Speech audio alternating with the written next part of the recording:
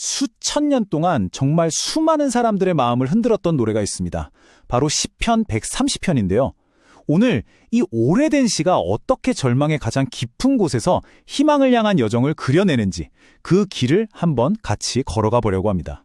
이야기는 바로 이 한 문장에서 시작되어 어떤 꾸밈도 없이 영혼의 맨 밑바닥에서부터 터져나오는 절규죠.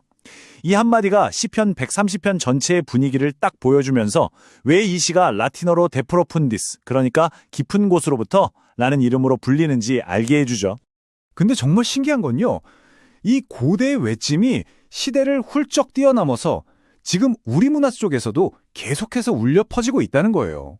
바흐의 음악에도 영향을 줬고 존 웨슬리라는 사람의 인생을 통째로 바꿨고, 심지어 영화 쇼생크 탈출의 그 깊은 절망과 희망의 분위기하고도 딱 맞아떨어지죠.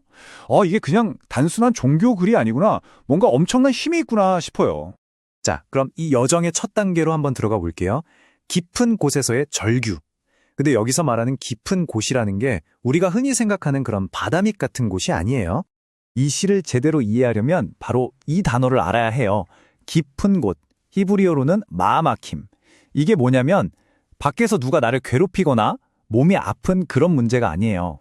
바로 나 자신의 죄, 내 실수 때문에 신으로부터 완전히 버림받았다고 느끼는 그런 압도적인 내면의 위기 상태를 말하는 거죠.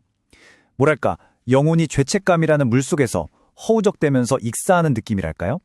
그리고 바로 그 지점에서 시인은 깨닫게 됩니다. 신학자 데릭 키드너가 말한 것처럼 이런 깊은 곳에서는 내 힘으로 어떻게든 해봐야지 하는 생각 자체가 아무 의미가 없다는 걸요. 이 완전한 무력감, 이 절대적인 절망이야말로 바깥을 향해, 신을 향해 도와달라고 외치는 기도의 출발점이 되는 거죠. 이제 이 시의 가장 중요한 부분으로 들어가 볼게요. 바로 이 절망의 한복판에서 아주 극적인 전환점을 만들어내는 죄의 문제입니다. 어떻게 이 깊은 어둠 속에서 놀라운 반전이 시작되는지 한번 보시죠. 3절에 나오는 이 질문이 시편 전체의 핵심이라고 할 수 있어요. 한번 상상해 보세요. 마치 법정에서 우리의 모든 잘못이 담긴 영적 범죄의 기록을 하나하나 다 들춰본다고요. 과연 그 엄격한 심판대 앞에서 멀쩡히 서 있을 사람이 누가 있겠어요? 답은 정해져 있죠. 아무도 없습니다. 그런데 바로 여기서 정말 놀라운 반전이 일어나요. 인간으로서는 완전히 파산 선고를 받은 바로 그 지점에서 역설적이게도 희망의 문이 살짝 열리기 시작하는 거예요. 해결책이 내 노력에 있는 게 아니라 전혀 다른 곳에 있구나 하는 걸 암시하는 거죠. 그래서 우리는 이 시에서 가장 깊고 오묘한 부분, 용서의 역설에 도착했습니다. 아니, 어떻게 용서가 두려움이나 나태함이 아니라 오히려 깊은 존경심, 즉 경외심으로 이어질 수 있는 걸까요? 보통 우리가 용서받으면 이제 좀 마음대로 해도 되겠다, 이렇게 생각하기 쉽잖아요. 근데 시편은 완전히 반대로 말해요.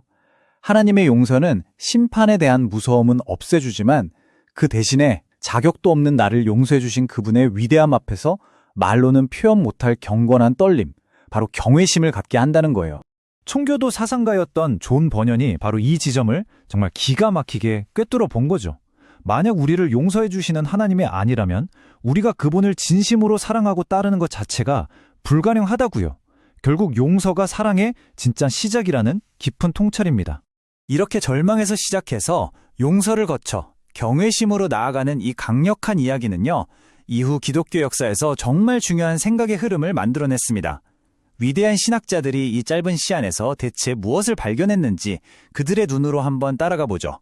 여기 표를 보시면 그 거대한 흐름이 한눈에 들어오실 거예요. 아우구스티누스는 이 깊은 곳을 우리 인류 전체가 처한 상태라고 봤고요. 종교개혁을 이끈 마르틴 루터한테는 이게 율법 앞에서 절망하는 양심의 병이었어요. 그는 바로 여기서 오직 믿음으로만 구원받는다는 복음의 핵심을 발견했죠.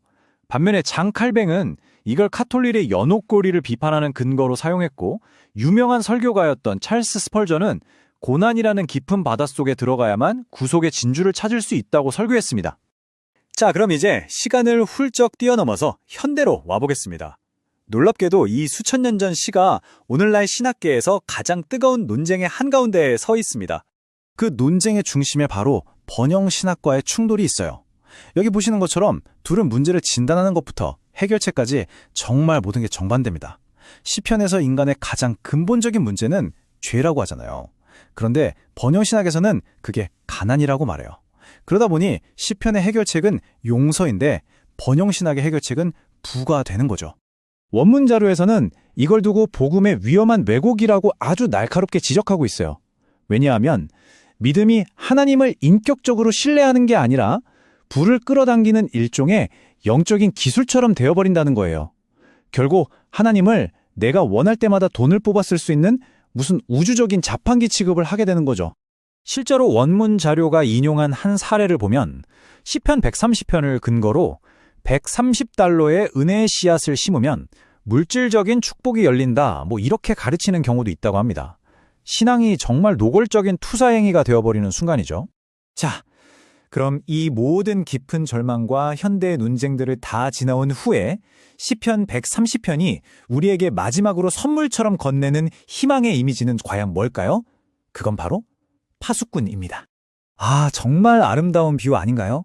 시편이 말하는 희망은 그냥 에이 잘 되겠지 하는 막연한 긍정 회로가 아니에요. 밤을 꼴딱 세운 파수꾼에게 새벽이 오는 게 너무나 당연한 현실인 것처럼 하나님의 약속에 근거한 필연적인 기다림을 말하는 겁니다. 그럼 이 파수꾼의 희망은 대개 뭘로 이루어져 있을까요? 첫째, 내 기분이나 주변 상황에 따라 막 흔들리는 게 아니고요.